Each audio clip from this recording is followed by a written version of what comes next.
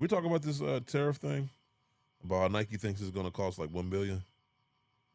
Now we haven't did probably no news. Yeah, it's been a in while.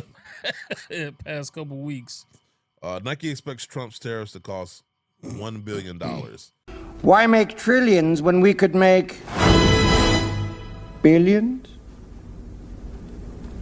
A trillion is more than a billion, numbnuts. An article written by Mike Sweeney for The Guardian. Nike has said it expects costs to increase by about $1 billion as a result of Donald Trump's tariff war as the company looks to reduce manufacturing in China.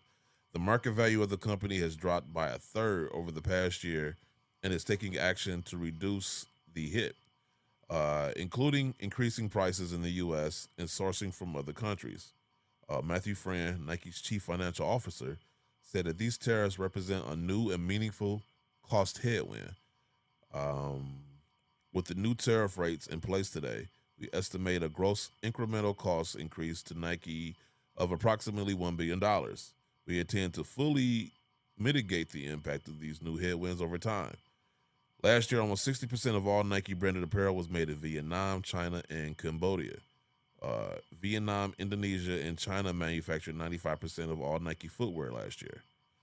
Matthew also said manufacturing capacity and capability still remains important to the company despite the 60% tariff rate imposed by the U.S., accounting for about 16% of footwear imports to America. That's crazy that Nike is 16% of footwear imports. Man, well, you gotta think that's a. I mean, 60% don't sound like a lot, but it really is when you consider all the shoes. Yeah, and then I wonder how many. What's the percentage of counterfeits that are getting imported? Also, yeah, that part.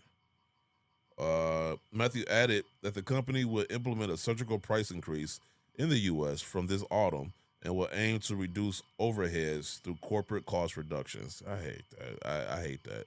So this is the impact of, see, when people, I get so mad with this shit. Whoa, you're angry. I've stopped talking or debating with Trump supporters because they'll hang their hat on policy, and then once they realize that policy is stupid, or they'll see him pivot on that same policy, all of a sudden they pivot along with them, or no, or, basically they follow him. So it don't matter what he does, they follow him, right? And this tariff thing, the fact that they didn't know or didn't care to know that they're the ones that paying tariff. Like, I had somebody was like, "Oh, look how much money they made off the tariffs. You're paying it, dumbass." That's like Nike. That's like me being like, that's like Nike raising the price, and then I'm going around, look how much money they made. Like, they made it off of you, dumbass. Like, you're paying the tariff, you're paying the tax, and you're going around bragging about how much money they made off of you. You know how dumb that sounds? Especially when you're the same person that was mad about the cost of living just 8 months ago. And all of a sudden you're bragging about how much they charging you now. Like, that's, none of that makes any fucking sense, but it makes sense to them. And the real world impact of that is not only is you pricing people out of stuff, but now you costing jobs because these companies are like, we got to cut costs somewhere. Yep. Because we can only raise the price so much before we price ourselves out of the marketplace. So now we got to find some way to mitigate that, which is, the reduction of the workforce. And it sucks. And, it's going to have long-lasting effects that I don't think people are fully aware of. And it's like, and you already see it. Like, people were cheering this shit on, and then as soon as it impacts them, like I saw one dude, he voted for Trump, owned a company that hired, Latinos and Mexicans or whatever, and ICE has been raiding his businesses, and now he feels some type of way. And I'm like, he can't get people to do the work. And I'm like, why the fuck? Why should I feel bad for you? Yeah. You voted for this thinking what? That he was going to do this to somebody else? This is why I don't give any politician any benefit of the doubt, because you're a politician. Your job is to go up there and sell me. Your job is to lie. Yeah. So, shocker. For some reason, he became the bastion of truth. How you bankrupt 2 casinos and think that you are somehow knowledgeable? Like the fact that this dude raised tariffs and then was like trying to tell companies don't raise prices. Why would you have to tell them not to raise prices if you? So that means you knew that this was going to have an impact, or that you at least found out later. But this is my whole argument against this whole administration, is the fact that they seem to do shit and then realize after the fact, oh, that's a mistake, as opposed to going through and figuring out, having a fucking plan. Yeah. Like they fired a bunch of people just to have to turn around and try to hire them back. Yep. Like, what type of shit? And they're like, well, Clinton did it. Yeah, he did it through attrition, where it's like, okay, once they retired, they just didn't replace that position. He didn't just fire a bunch of people, right? There's a difference. How you do something matters just as much as what you're doing. We've seen this movie with George Bush. It's one of those things where the economy just takes a shit and everybody's going to be like, what happened? Well, there's a lot of things that led to this, but because you dumb fucks were so prioritized with being petulant and owning the other side, that's what it really comes down to. As long as it owns, in their minds, owns the other side, even though you're really owning yourself, you theoretically, cutting off your nose to spite your face. And that's where we are now. So, anyway, that's my political rant. Let me finish this story. I got into a whole tangent. Matthew added that the company will implement a surgical price increase in the U.S. from this autumn and aim to reduce overheads through corporate cost reduction. Matthew's comments came as Nike reported its worst quarterly earnings in more than 3 years, as revenues slumped 12% to $11.1 billion in the 3 months to the end of May. Elliot Hill, the chief executive of Nike, said, the results are where we plan. That said, we're not happy with where we are. Mamta, I'm about to butcher this name, Mamta Valicha? Okay, whatever. An analyst at Quilter, man, what is these names? English, motherfucker, do you speak it? Quilter Chavoy said Nike continues to slump with its fourth quarter, the worst in at least 2 decades. She said the figures indicate Nike may nearly be at rock bottom, adding it has been a difficult period for Nike following the pandemic, and the threat of tariffs simply is not helping the situation for the company. So you already know if Nike's struggling, what that, how that bodes well for everybody else. Rock bottom is I feel like that's a pretty extreme statement. Yeah, that might be hyperbolic. Rock bottom.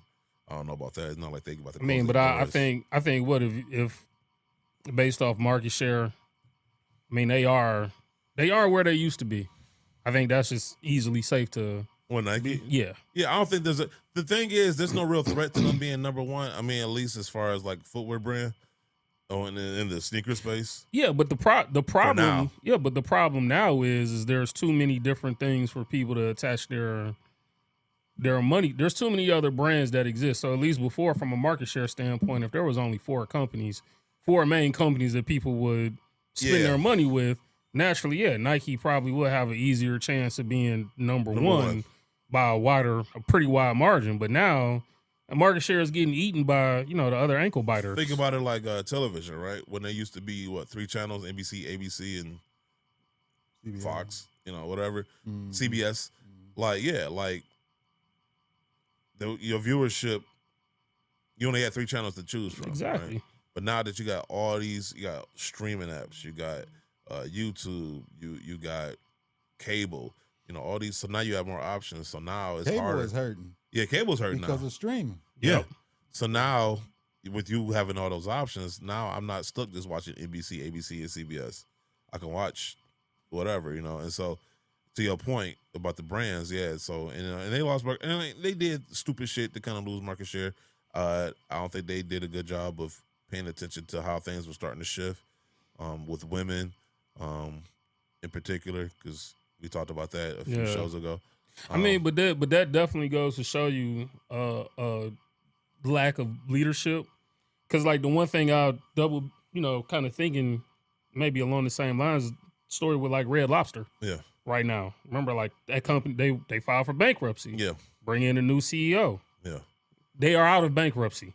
New ideas though. But and that's what I'm saying is, that's someone being able to, pivot and identify things that will work, take a chance on some different things. That part. And going back to some of their old ways. Exactly. Doing what works. Which is I'm sure, again, and you always say it all the time, like Elliot Hill, like the whole thing with these companies, it takes time. Yeah. Right. So Elliot Hill, he'll be about a year into his tenure. So it's like now we'll probably actually get to see some of the things that he's, been wanting to implement. I mean, you kind of see it now with not necessarily restructuring, but how they're like moving people around in different roles and different positions. So it takes time, but again, you got to have the right leader to be able to not only be a visionary, but be able to execute the plan. But that's why I'm glad that they brought, because he kind of climbed the ladder in there, and I'm glad that he's running it, because as you climb the ladder, you get a chance to interact with these different levels, and you see what works and what doesn't. So that by the time you do get to that point, you can target those things, as opposed to somebody who's coming from the outside in, and you got to learn all that. And even when you learn all that, think about it. If you a CEO and you ran eBay, now you come into Nike, can't nobody really tell you nothing. You're gonna bring in what worked at eBay, exactly, and try to make that work at Nike. And so, and there's a difference in approaching that. And to your point, I think, well, for one, I don't think we're going to see a lot of Elliots. I don't think we're going to see a lot of things come to fruition until 2026, 2027 even. I mean, it takes about a year and a half. But even then, I feel like the tariffs, that could have an impact on, maybe huge. Some of the things that he may have planned on doing as well. So yeah, and I mentioned this, I think, a show or two ago, where I was saying that they tried secretly to manufacture here in America. It just didn't work, because you can only automate so much, right? And that's the thing, though. Like, one, people, those jobs gonna come here. No, it's gonna go to automation, because if they can have a robot do it, that robot doesn't need a check. That robot doesn't need benefits. You know what I'm saying? That robot just needs electricity and oil. So, so with that being said, like, I'm gonna have a job, because me being an electrical engineer, they're gonna need me. But the thing is, not everything you can automate. And when you talk about making shoes, that still requires a human touch to it. Because even with cars, you still gotta, robots do the bulk of it, but you still need that human touch. Mm-hmm. And so, so it's only so much you can automate, but that's not gonna stop them from not trying either, though.